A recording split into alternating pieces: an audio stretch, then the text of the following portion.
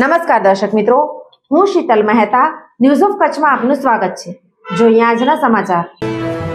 પશ્ચિમ ગુજરાત વીજ company limited Anjar વર્તુળ કચેરી અંજાર। ચાલો ઉર્જા સંરક્ષણ સાથે તમારા કાર્બન ફૂટપ્રિન્ટને ઘટાડીએ। ઉદ્યોગપતિઓ માટે, ગૃહિણીઓ માટે, ખેડૂતો માટે સ્ટાર રેટિંગવાળા પ્રમાણિત વીજળીના સાધનો વાપરો અને ઉર્જા કાર્યક્ષમતા વધારો। રામલલ્લાની પ્રથમ વર્ષગાંઠ નિમિત્તે અયોધ્યામાં ભવ્ય ઉત્સવની ઉજવણી। યોગીએ પૂજા અર્ચના કરી। 3 દિવસ ચાલશે મહોત્સવ। રામ મંદિરની પ્રથમ વર્ષગાંઠ નિમિત્તે શ્રી રામ જન્મભૂમિ ટ્રસ્ટ દ્વારા આજથી 3 દિવસીય વિશાળ કાર્યક્રમનું આયોજન કરવામાં આવી રહ્યું છે।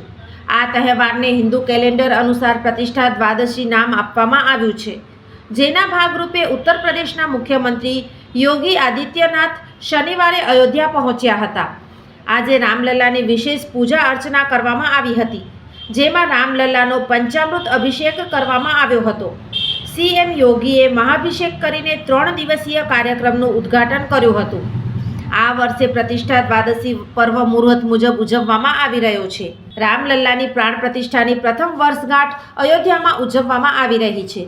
આ પ્રસંગે રામલલ્લાની વિશેષ પૂજા કરવામાં આવી હતી, જેમાં રામલલ્લાને દૂધ, દહીં, ઘી, મધ અને સાકરથી અભિષેક કર્યા પછી ગંગાજળથી સ્નાન કરાવ્યું હતું। આ પછી રામલલ્લાને પીળા વસ્ત્રો પહેરાવવામાં આવ્યા હતા અને ઘરેણાથી શણગારવામાં આવ્યા હતા।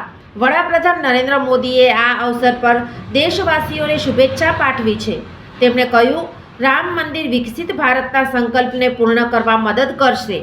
મંદિર ટ્રસ્ટના જણાવ્યા અનુસાર આજે 2 લાખ ભક્તો રામલલ્લાના દર્શન કરશે, તેમજ 11 થી 13 જાન્યુઆરી સુધી પ્રાણ પ્રતિષ્ઠાની પ્રથમ વર્ષગાંઠની ઉજવણી કરવામાં આવશે। આ 3 દિવસની ઉજવણી દરમિયાન કોઈ વીઆઈપી માટે દર્શનની ખાસ વ્યવસ્થા કરવામાં નહીં આવે, તેમજ સવારે 6:30 થી 9:30 સુધી સામાન્ય દર્શન ચાલુ રહેશે।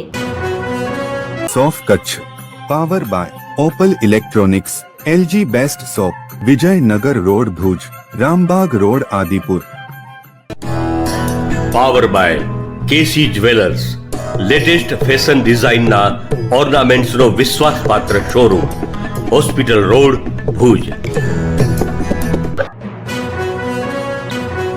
દર્શક મિત્રો, આજે તારીખ 11 જાન્યુઆરી 2025। આ હતા આજના સમાચાર। આવતીકાલે ફરી મળીશું, ત્યાં સુધી મને રજા આપશો। નમસ્કાર।